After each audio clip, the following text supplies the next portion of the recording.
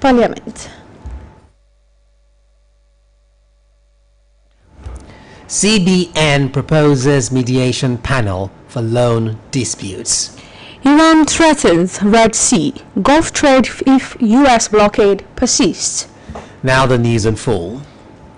The federal government has revealed that 226 local government areas in 33 states of the Federation and the Federal Capital Territory fall within the high flood risk areas identified in 2026. The Minister of Water Resources and Sanitation, Joseph Utsev, stated this today during the public presentation of the 2026 Annual Flood Outlook by the Nigeria Hydrological Services Agency at the State Banquet Hall of the Aso Villa, Abuja.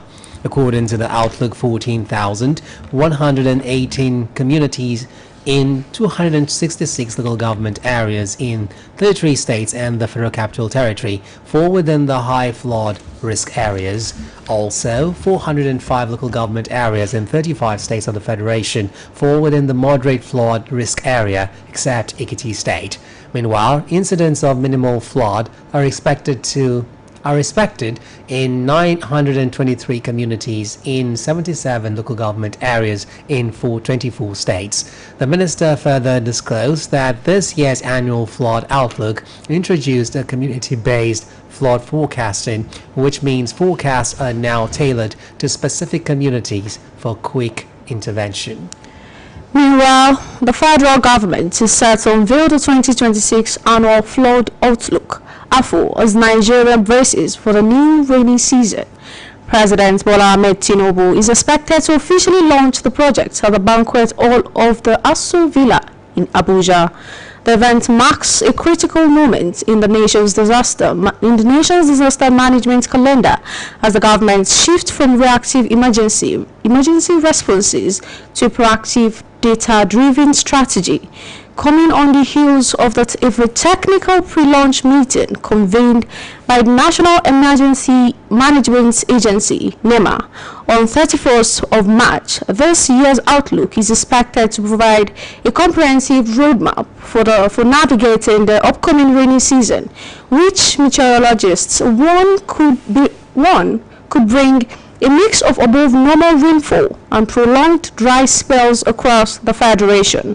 For the average Nigerian, particularly farmers and those living along riverbanks, the 2026 AFO carries immense practical weight. It is not just a document for disaster managers, but a tool that allows farmers to plan their planting calendars and businesses to mitigate flood risk. Minister of Budget and Economic Planning, Senator Atiku Bagudu, has credited the National Assembly for playing a pivotal role in the success of the administration's reform agenda.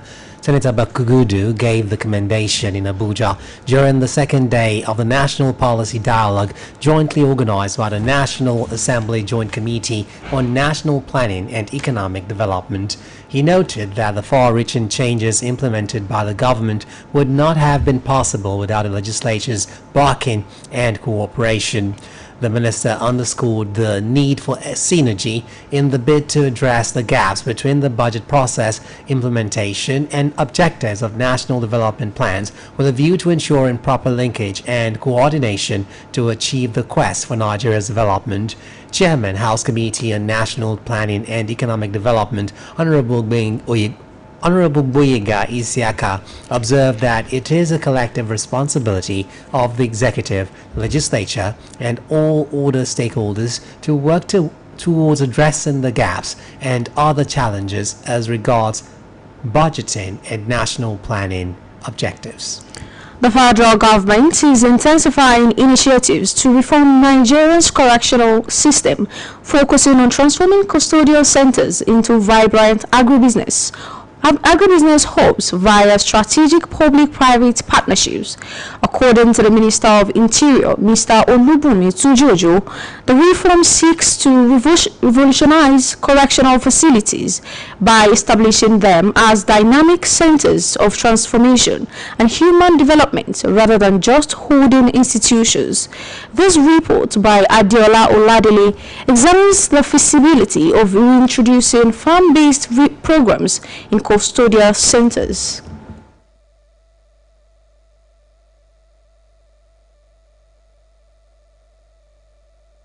as the federal government embarks on transforming custodial centers into agribusiness hubs through collaborative public-private partnerships, discussions around rehabilitating inmates through farm-based activities have once again come to the forefront.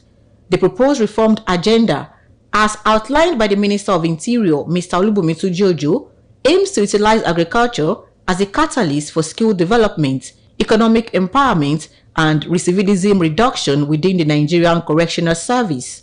Reacting to these developments, the retired controller of Nigeria Correctional Service, Alhaji Iskil Yusuf, emphasized that reintegrating custodial inmates into organized agricultural activities extends beyond food production, serving as a pragmatic approach to personal development that fosters discipline and provides inmates with pertinent vocational skills. He emphasized the significance of partnership between public and private sectors, noting that they could facilitate job opportunities after release, thereby aiding former inmates' effective reintegration into society. Some of the challenges they are likely to face, getting right people to be there, particularly now that the correctional centers is dominated by awaiting trials. The awaiting trials cannot be subjected to serious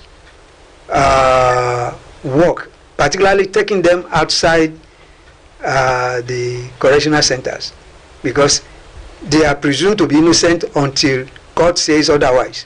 So that's why they cannot be subjected to any serious treatment. But except in that, there can't be any serious farm centers within the perimeter walls of the correctional centers. That is just the basic truth. But having it outside with proper selection of inmates to be there, I'm sure it will be a very good venture and improve the image of the service. However, the former head of Correctional Center cautioned that the initiative's success would depend on addressing critical challenges, including security concerns, inadequate infrastructure, and limited personnel in correctional facilities, noting that skill acquisition alone is insufficient to guarantee reformation. All we need is just to do it strategically in a way that will not jeopardize the security of the society.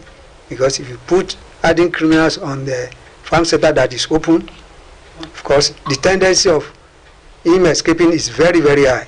It is good for these inmates to acquire skills, but acquiring skills does not mean they have been reformed. Because where they acquire skills, they come out, even the skills they acquire, they may not even get to put it into use. Not to talk of settling down. So they need to be properly, machinery should be put in place within the correctional centers to ensure proper and adequate reformation of offenders there.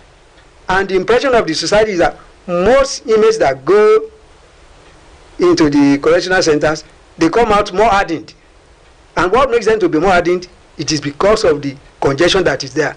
The best way to decongest our correctional centers is to encourage state governments to have their own correctional facilities. Alhaji Yusuf posited that effective implementation of the initiative could contribute to decongesting correctional centers and repositioning Nigeria's correctional system to foster rehabilitation, productivity, and national growth. Adeola Oladele, BCOS News. This broadcast of Newscope comes to you from the Broadcasting Corporation of Oyo State, Ibadan. Oyo State Governor Engineer Seyi Makinde has approved the constitution of the Third Assembly of the State Youth Parliament. This was contained in a release by the Chairman, Agency for Youth Development, Honorable Falana Adebowale Adebayo. The release noted that interested applicants must be aged between 15 and 29 years, have minimum of senior secondary school certificate SSCE or its equivalent, with passion for youth issues and leadership. Applicants must not have any criminal record, must not belong to any secret cult, and must have local government identification and birth certificates, as well as a clean drug record.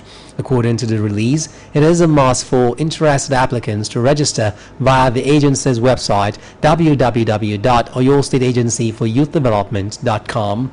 It added that submitted online data should be printed along printed out along with the attached required documents, while the hard copy should be submitted not later than 2 weeks, starting from Tuesday the 14th to the 28th of April 2026 to the office of the chairman, the State Agency for Youth Development. The executive chairman of the Project Monitoring Agency in Oyo State, Engineer Muftau Opunsalau, says the agency's core mandate is to ensure that government projects are implemented in line with approved agreements and recommendations. Engineer Opunsalau said this while participating on the BCS Live Personality Interview Program, Guest of the Month. He explained that ongoing projects across the state are designed to create an enabling environment for investment, while also improving road connectivity and regional development. Our reporter, Awao Ibrahim, who monitored the Guest of the Month program, as reported as presented by Bimbo Akombi. Executive Chairman of the Project Monitoring Agency in Oyo State, Engineer Muftau Opunsalau, emphasized that every situation requires improvement, describing monitoring as the eyes of authority in ensuring accountability and progress. He acknowledged that while challenges exist, procurement processes have provided opportunities for engagement and development. He stressed that the agency is on ground to ensure that contractual agreements are properly executed to specification. During the BCOS Guest of the Month program, he also highlighted the need to embrace modern agricultural technology and encouraged citizens to actively participate in government initiatives. So for a government that know the needs and know the importance of infrastructures, it will definitely approach that to build that. So if government is building schools, you can say government is not building people and is building schools. It is you that will ensure that all your wards are in school. The government has already built the school, okay? Government will build a good road, provide easy transport system. It is you now that will now create that movement, engage, integrate into the system. Speaking on how politics affects project continuity, Engineer Opunsalau called for the election of credible, principled and God-fearing individuals into leadership positions. He stressed that projects should not be driven by political party affiliations, but by their relevance and impact. According to him, once projects are politicized, they risk abandonment. He added that while political parties remain a constitutional platform for elections, governance decisions should prioritize development over partisanship. When you talk about corruption and you are not particularly assigned to arrest corrupt individuals, it could make your job very complicated when you start to look at the corrupt practice in this endeavor. But what you should do as a project performance monitoring agency is to ensure that the agreements you have with the government is well implemented. Addressing housing deficits, he described the issue as long-standing and called for more proactive government policies to make housing affordable. He warned that lack of access to housing could increase the temptation of corrupt practices, while adding that the Circular Road project was a major achievement of the Oyo State government. Engineer completed, while another 459 kilometers of roads, including internal rural roads, are about to be completed, adding that upgrade of markets across the zones of the state are nearing completion. He called on the people of Oyo State to rally around the governor and also support his candidate come the 2027 elections. People should try to be more involved in the process. Get involved, participate in every way you can. It's not easy, but you should. And I can tell you it's not only money that you can use to attain some political positions. Sometimes it's the brilliance. He concluded that a structured and efficient system is essential to attract investors with significant resources and drive sustainable development in the state.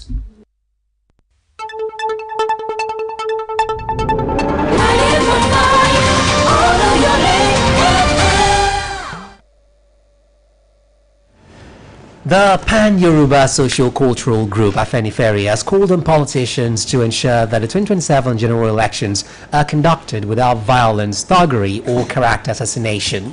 The group made its position known in a communique issued after a caucus meeting held at the Akura residence of its national leader, Pa Ruben Fashoranti. The communique was signed by its National Publicity Secretary, Jare Ajayi. The group urged political actors to conduct their campaigns peacefully, stressing that electioneering should be devoid of violence and smear tactics. On insecurity, the group again expressed concern over the situation across the country, particularly in the southwest, noting the rise in violent attacks in the region.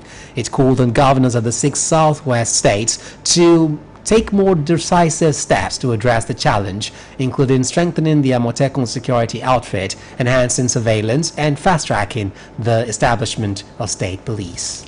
The Central Bank of Nigeria has proposed the establishment of a mediation panel to serve as the first point of resolution for loan-related disputes, reducing immediate recourse to court in secured lending transactions. The proposal establishment of a mediation and dispute resolution panel under the Secured Transactions in Movable Asset Framework.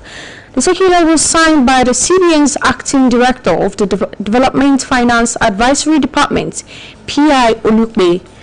The bank said the initiative was part of efforts to strengthen the financial ecosystem and improve the resolution of disputes arising from lending backed by movable assets. The CBN noted that the objective of the guidelines is to ensure a structured, efficient system for managing disputes while boosting confidence in movable assets-backed lending. It also stated that the panel is expected to deliver decisions within 90 days of the first hearing of any petition before it. A federal high court in Abuja has fixed May 26 for the Department of State Services DSS to open its case in the alleged terrorism charge it filed against former Attorney General of the Federation Abubakar Malami SAN and his son Abdulaziz. At the mention of the case today, Akinlolu Kehinde SAN, who appeared for the prosecution, that's DSS, told the court that an amended 5-count charge has been filed to replace an earlier one on which Malami and Abdulaziz had been arraigned. He applied to withdraw the earlier charge and requested the amended one be read to the defendant for the pleas to be taken afresh. On the foreign scene, Iran's military warned today it would block trade through the Red Sea, along with the Gulf of and Sea of Oman, if the U.S. naval blockade on Iranian ports continues. Foreign Desk Editor Folashade Akintola monitored the story and others as presented by Bimbo Akobi. By Iranian state television, the head of the military's Central Command Center said if the United States continues with its blockade and creates insecurity for Iran's commercial vessels and oil tankers, it will also constitute a prelude to violating the ceasefire.